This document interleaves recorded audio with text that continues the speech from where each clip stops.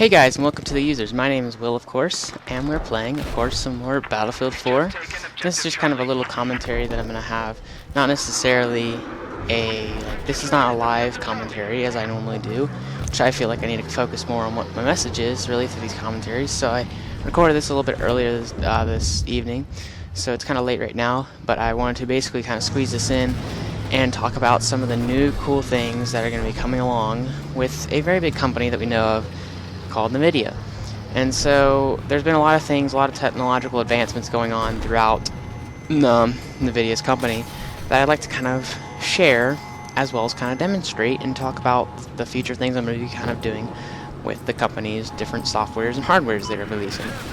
So this video is actually released and actually recorded via Nvidia's new software of Nvidia's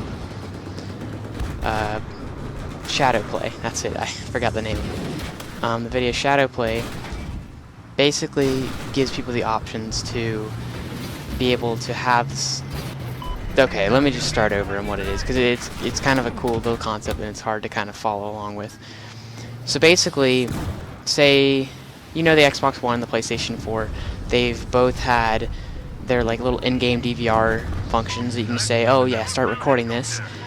And then there's also the added functionality of being able to say, oh, that was really cool, but I wasn't recording, so Xbox or PlayStation, like, get the last 5 minutes of footage, so I can have that for basically my use to share with my friends or to share on YouTube, like in our case, and a lot of different types of things. So we've already kind of seen this feature, but one, we haven't seen it with PC, and two, we haven't seen it with more than 5 minutes, really. It's really been limited to what we've had on the Xbox One and the PlayStation 4. But now, Nvidia's added their own twist on it, where basically it's a one-click touch, and then basically it's enabled forever. Basically going into GeForce Experience, Nvidia's GeForce Experience software. It's up in the top right corner. You just click it. You say, I want ShadowPlay on. And then you'll see a little, you can't see it in the video, it's just like Fraps, where the Fraps recorder thing doesn't show up. But basically, you'll have that on the bottom, always there. And so it'll always, and you could set in the settings anywhere from however much you want up to 20 minutes of footage. So if you ever do have one of those awesome gaming moments, as us PC gamers do, we can just simply press a button and it'll save it to whatever your directory that you set it to be at. And it'll be saved in there, and you can use it for whatever you want. So I think the limit for Windows 7 users is 10 minutes, and Windows 8 users is 20 minutes. Why that is, I don't know, but, you know, it's just how it is. But granted, if something just happened, 20 minutes is going to be more than enough, and 10 minutes will be definitely more than enough still, for whatever you want to get in there. So basically, that's kind of the cool technology that's come along with this. But also there's the manual mode, which honestly is what I'm kind of actually more excited for, surprisingly. Now, I don't have a lot of moments, like, I don't have like a bunch of like, oh, funny gameplay moments where, unless we're purposely recording for that purpose, and I'm like, oh, I'm going to start recording this big session in case I get anything, I can simply just keep on playing. Anytime I get any good footage, or something really funny happens, I could even set it to just 1 minute long, and I could get it, get that past little snippet. So that's kind of a cool little feature. Although, you know, we don't do that as much on our channel. We do kind of more of full-out gameplays, and then occasionally we might edit out stuff. So I'm really up for the whole one touch, and then you start recording, and one touch you're done recording. And so there's also that feature. So you can enable if you want it to have both of them, or if you want to have just where you go back and get the past, you know, it's manual or auto type thing or whatever. So I use the manual. And why is that? Well, why do I even use this rather than recording with Fraps? Because, I mean, honestly, Fraps is a paid software, of course, and it must be good. Fraps is good. But as we all know with Fraps, there's that occasional, some games worse than others, that giant frame rate drop that we have. And that's honestly a lot of what we see within, unfortunately, with game recording on Fraps. But the nice thing about ShadowPlay is that it doesn't do that. Instead of using your CPU's like supposed power that supposedly is making that frame rate all go down, you're using your GPU's power and basically hooking in with your your Nvidia GeForce graphics card and using its power to help give you your performance. And so it claims that there's no more than 10% of a frame rate loss when recording with ShadowPlay. And I must say, I don't think it's even that most of the time. If you have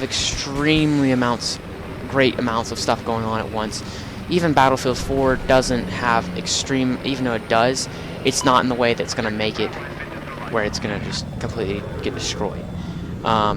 It's still going to be, by all means, playable. And it, by default, will record at 60 frames per second, which, as we all know, I mean, that's all we really need, essentially.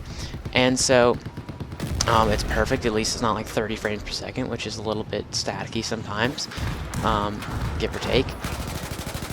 And then, that's basically the main thing about that. And the cool thing is now we don't have to worry about, you know, when I'm playing games or with anybody else who's playing games and they want to be recording something, but they don't want to have that massive frame rate loss. Now, granted, on Fraps, my settings are to record at 120 frames per second at half size, which you might think 120 frames per second, you don't need that. Well, it looks really nice and it runs really smoothly.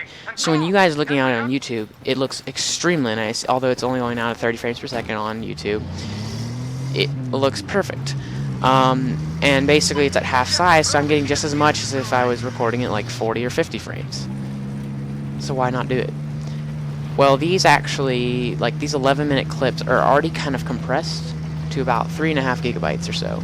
So it's already kind of pre-compressed rather than having those 50 gigabyte recording sessions. Now I'm pretty sure it splits it up into certain sections. Like this video right here is, I'm just using one section of my gameplay that I recorded this evening, and that's a little under 12 minutes. So, give or take, that's, you know, it's just one of those things, and I guess, and it's got to kind of split it up, and it does that so it's easier, which, you know, it's alright. I'd rather it all be together, but, you know, that's something you can kind of get rid of, for whatever. So basically, this ShadowPlay opens up a lot of new opportunities. I just recently learned about it within the past few days, and I've just kind of, like, said, because I didn't even know it was in, like, it was an added feature now to the new version of GeForce Experience. I didn't even know it, but it was, and apparently it's just fantastic. So that's really, that's the big thing that I've been dealing with. That's basically how I'm going to be doing most of my games. Now, granted, not every single game is supported, but I would imagine all Steam games are, because Steam's pretty closely related to, you know, pretty closely related to that of Nvidia. But on the other hand, you know, like games like on Battlefield 4, which is Origin, it shows up too. So, you know, but then again, they are kind of closely to them too at the same time. But you know what I'm saying? I think most of your big titles will work. Most of your small titles will work. I did some other small titles with it too, and it worked perfectly fine. And yeah, I mean, it works flawlessly. So you guys really need to check it out. You need a GTX, a Nvidia GeForce GTX 650 or higher. You need GeForce Experience, and other than that, I'm not sure what else you need. I think that might be about it. And you need to have the heart of a gamer. That's about it. Of a true gamer who wants to share his great moments. That's pretty much the gist of it. Okay, so last part of this video, as we have about 2 or 3 minutes left, I'm going to kind of talk about what I plan to do for the future. Now, as some of you guys might know, if you already knew about GeForce Nvidia ShadowPlay or whatever, then you might know about the Nvidia Shield. Now, the Nvidia Shield has been out since about the summer. You might have learned about it by now, but, you know, I only learned about it about a month ago. And it's probably some of the coolest stuff I've ever basically dealt with. Like, I mean, I've never dealt with it, I haven't had it, but I got it for Black Friday. I'm kind of saving it for Christmas, just as kind of a nice little way to have something for Christmas, I guess, something big like that. So I'm just going to wait for that. We got it during Black Friday, so a big old sale on it. And basically, if you guys don't know what it is, it gives me the ability, it's almost like of a DS type style with a kind of like a clamshell kind of thing. but it's like a tablet, like an Android tablet, connected to an Xbox 360 controller. So you can play all Android games if you want to do that, which that's not my main purpose. And you use it as a fully functioning tablet as well. But the main thing is the PC streaming, where I can stream games from my PC if I'm on the same Wi-Fi network as my home. And there are ways to get around that, and I'm going to test them out. So I'll be playing at like coffee shops and stuff, basically with a bunch of doohickeys, maybe even playing in the car, and playing games off of my PC. Now the great thing about this is it has a port for a mini HDMI kind of port or whatever, so I can actually hook it up to my TV. I think they're doing a wireless thing where you can actually go to the TV too, and also kind of with that it gives the opportunity to maybe get some recording in.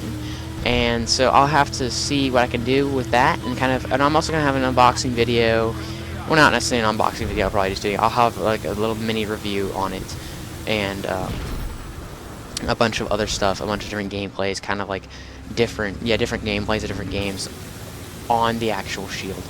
So I really am excited for that. I can't wait to see some of this stuff. ShadowPlay is amazing. I'm trying to think what else. They're going to be doing game streaming, like where you can actually legitly play all your PC games anywhere on your computer completely, like sooner or later, but that's coming. But right now you kind of have to do the go-arounds, but still at the same time, it's awesome, and I can't wait to tell all these cool things. So guys, let me know what you think. Tell me if you like it, if you like all this stuff, and basically we will see you guys next time on The Users on this wonderful gaming whatever.